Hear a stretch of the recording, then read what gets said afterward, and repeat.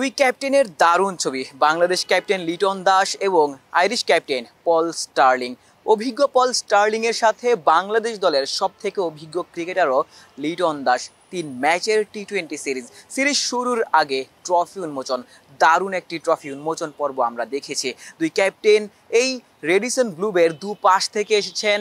Paul Stirling এসে লিটন দাসকে স্বাগত জানিয়েছেন এবং দুজনই হাসি মুখেই ট্রফি আনভেইলিং প্রোগ্রামে অংশ নিয়েছেন। দেখার বিষয় সিরিজ শেষে কোন ক্যাপ্টেনের মুখে হাসিটা বজায় থাকে। যেমনটা বলছিলাম, দুই ক্যাপ্টেন ছিলেন অভিজ্ঞ দুই ক্রিকেটার, দুই দলেরই সব থেকে অভিজ্ঞ দুই ক্রিকেটার। পল স্টার্লিং যেমন বেশ প্রায় 20 বছর ধরে আন্তর্জাতিক ক্রিকেট খেলছেন, বাংলাদেশ দলের ক্রিকেটারদের মধ্যেও সব থেকে বেশি অভিজ্ঞ ক্রিকেটার লিটন দাসই। দেখার বিষয় কার অভিজ্ঞতা ম্যাচে সব থেকে বেশি কাজে লাগে।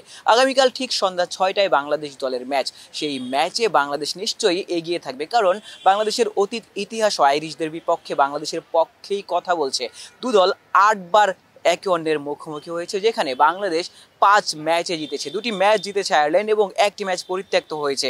দেখার বিষয় লিটন দাসের দল যে দুর্দান্ত তার ক্যাপ্টেন্সিতে দুর্দান্তভাবে শুরু করেছিলেন লিটন দাস, সেখানে যে ধারাবাহিকতার একটা ব্যত্যয় ঘটেছিল ওয়েস্ট ইন্ডিজ সিরিজে, নতুন করে লিটন দাস আবার শুরু করতে পারেন কিনা। টি-20 বিশ্বকাপ রয়েছে সামনে। এর আগে এই 3টা ম্যাচই বাংলাদেশ দলের জন্য অনেক পরীক্ষা নিরীক্ষারও সুযোগ।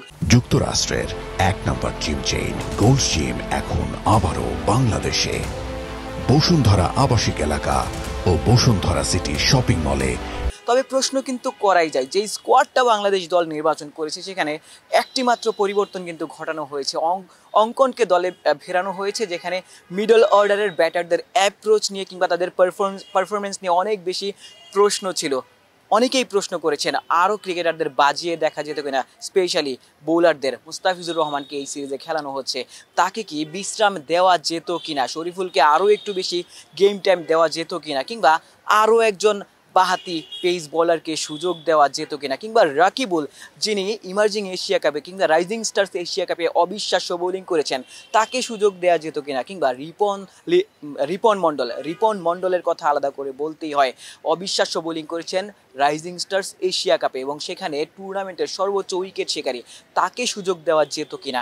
সে যাই হোক, বিশ্বকাপের আগে বাংলাদেশ কোনো এক্সপেরিমেন্ট করতে চায়নি।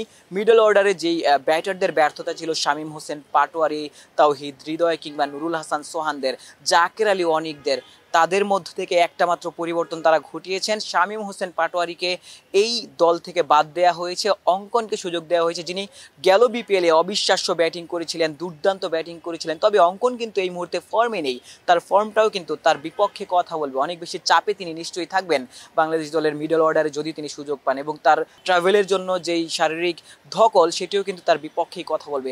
তবে প্রত্যাশা থাকবে বাংলাদেশ দলে যেই সুযোগ পান তারা যেন নিজেদের সর্বোচ্চ উজাড় করে দিয়ে খেলেন। এবং চট্টগ্রামের যেই সাগরিকার উইকেট, সেখানে কিন্তু ব্যাটাররা স্বাচ্ছন্দ্যে রান করতে পারেন। এই 3 ম্যাচের সিরিজ নিশ্চিতভাবেই রান উৎসব হতে চলেছে। দেখার বিষয় ব্যাটাররা কতটুকু কনফিডেন্স নিয়ে বিশ্বকাপে যেতে পারেন। চট্টগ্রাম থেকে আশিক সারওয়ার, নিউজ 24।